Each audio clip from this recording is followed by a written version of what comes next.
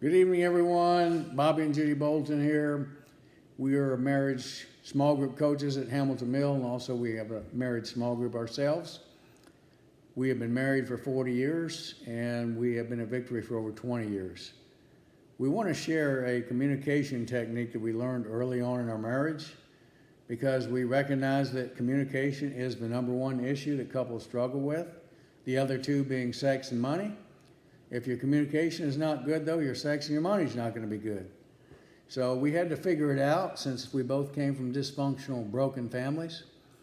And we figured out that there's 3 facts about marriage that are important to recognize before we talk about the steps to follow in this communication technique. The first fact is that one of our greatest needs in our marriages is the need to be understood, to feel understood by your spouse. In fact, we're confident that you married your spouse because you felt like they understood you. And we did the same thing. Right. The second fact is that we need to seek first to understand what our spouse is feeling and then for us to be understood. In other words, we're preferring our spouse. The third fact is that men and women typically have a different perspective on almost everything. And we tend to think that our perspective is right and our spouse's is wrong. I know we did that in the early years all the time. But that's incorrect because the truth is that perspectives are not right or wrong, they're just yours. So Judy's going to share the 8 steps now. So there's 8 steps to following this technique. Whichever spouse initiates the conversation has the floor. He or she starts by sharing something that's really bothering them or that they're really frustrated about, like either sex, money, children, or whatever the case is. So the first step of the communication is to listen. Listen to your partner with the purpose of understanding what they're feeling. Not necessarily what they're saying, but how they're feeling about what they're saying. And without judging. So most of us are bad listeners and we're good talkers. In our society today, everyone just interrupts everybody else while we're talking, and nobody really is listening to the other person and what their person is feeling.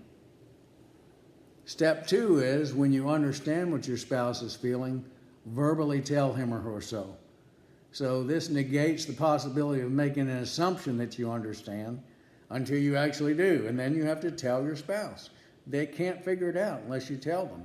If you don't understand what they're trying to share with you, ask some open-ended questions to help you to understand, but when you do, tell them, honey, I understand what you're feeling and I'm so sorry that you're feeling bad about this situation.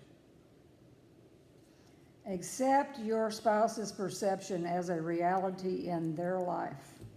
This is what they're feeling and it's their reality.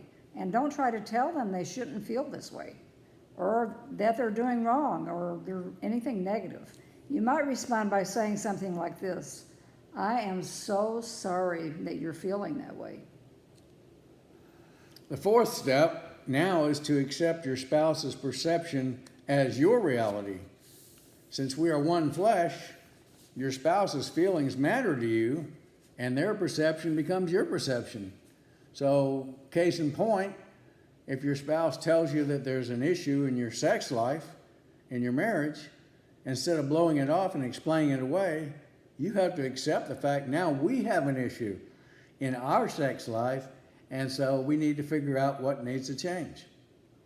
So ask your spouse, the speaker, what you, the listener, can do to help them to feel better about the issue or their frustration. As we all know, marriage is all about change. Both partners have to start making changes the day that after their wedding in order to understand, serve, and submit to one another. Amen. Step 6. Your spouse, the listener, will communicate to you, the speaker, 2 or 3 specific things that you can do to make them feel better about the problem or the situation. These action steps must be doable and realistic. If the issue is sexual, you may need to share your preferences in this area, even if you're uncomfortable doing so. Your spouse cannot read your mind. If the issue is finances, share specific actions that you would like your spouse to take, such as making and keeping a budget, being in agreement about spending, whatever it might be, maybe even downsizing.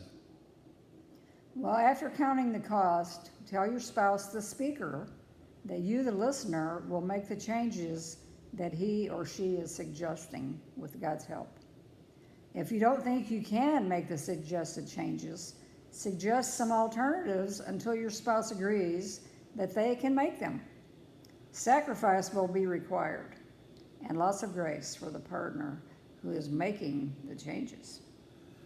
Step 8, the listening spouse will then take his or her spouse's hand, the speaker's hand, and pray with them, asking God to help you, the listener, to make the changes that your spouse has asked. This is really the most powerful step in this technique because you are acknowledging that without God, you cannot make the changes that need to be made in your marriage. And we all know marriage requires constant change. But with God's grace, we can all make the changes that we need to make to please our spouses.